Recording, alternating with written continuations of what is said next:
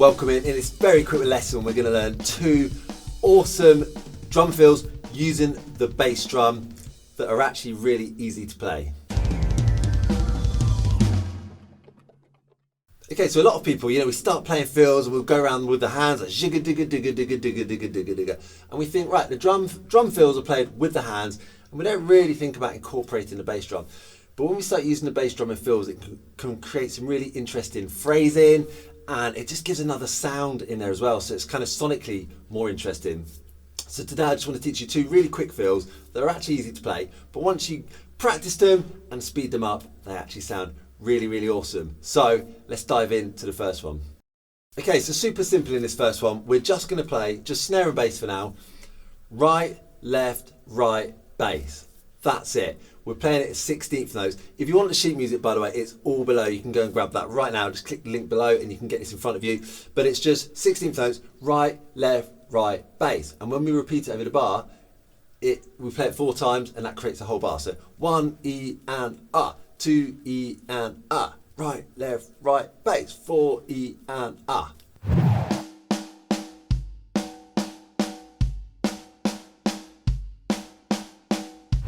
Okay, so that's literally it. Now a fill's not that useful unless we put it in sequence with a beat. So we're going to play a very standard, very simple 8-beat, like a rock beat. Remember the relationship in speed here, because the 8-beat has 8th note hi-hats. The fill is 16th note, so we need to double the speed for the fill. So whatever speed you start the beat at, the fill is twice in speed. So 1 and 2 and there's our beat. The fill goes 1 E and 2 E and 3 E and 4 E and 1 and 2 and 3 and 4 and. So that relationship's important.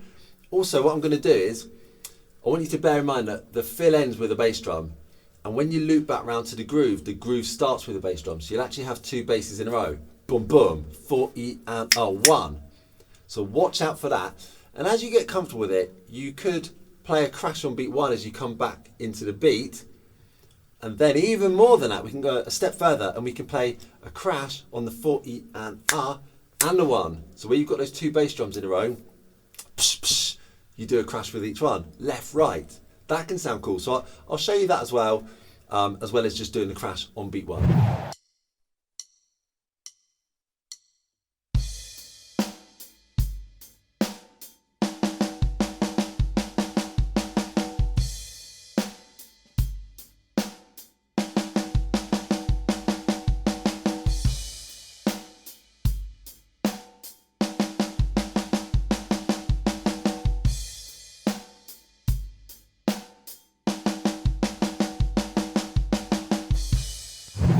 Okay, and now the last stage, as you're starting to get comfortable, we can start orchestrating it around the drums in different ways. You can move around the snare and the toms however you want, get creative, get interesting with it.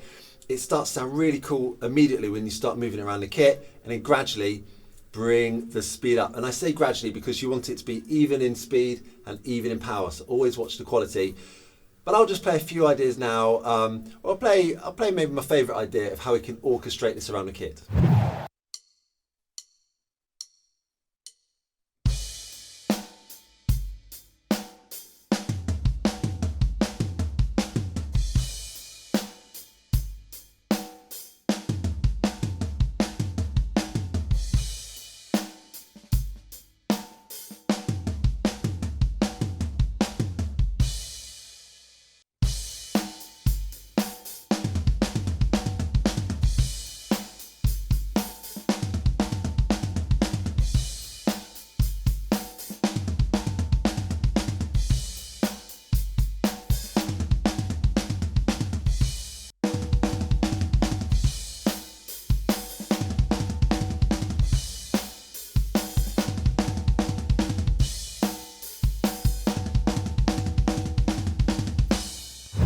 Okay, I want to show you 2 fills. In the second one, it's going to be very similar.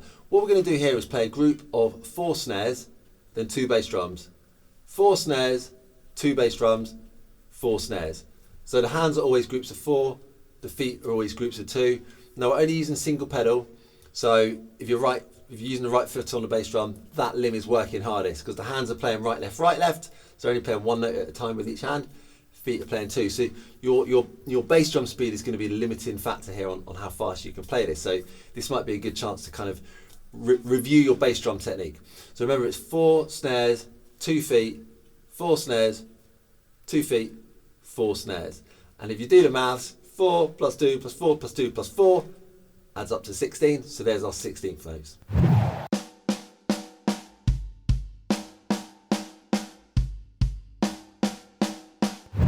Okay, so that's it. So once again, we need to put it with the groove. And once again, we're going from 8th notes in the groove into 16th notes in the fill. So that relationship, we're doubling the speed when we get to the fill and then halving the speed when we get back to the groove again.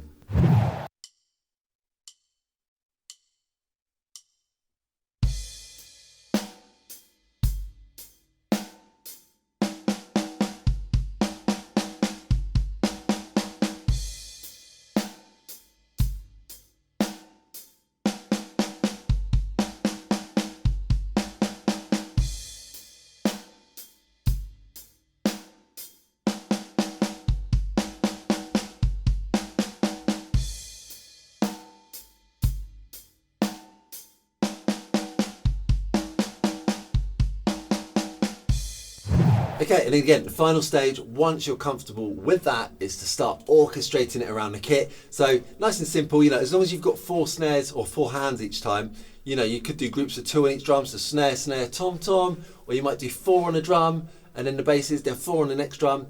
Like, it's very, very easy to start moving this around the kit once you know the actual pattern.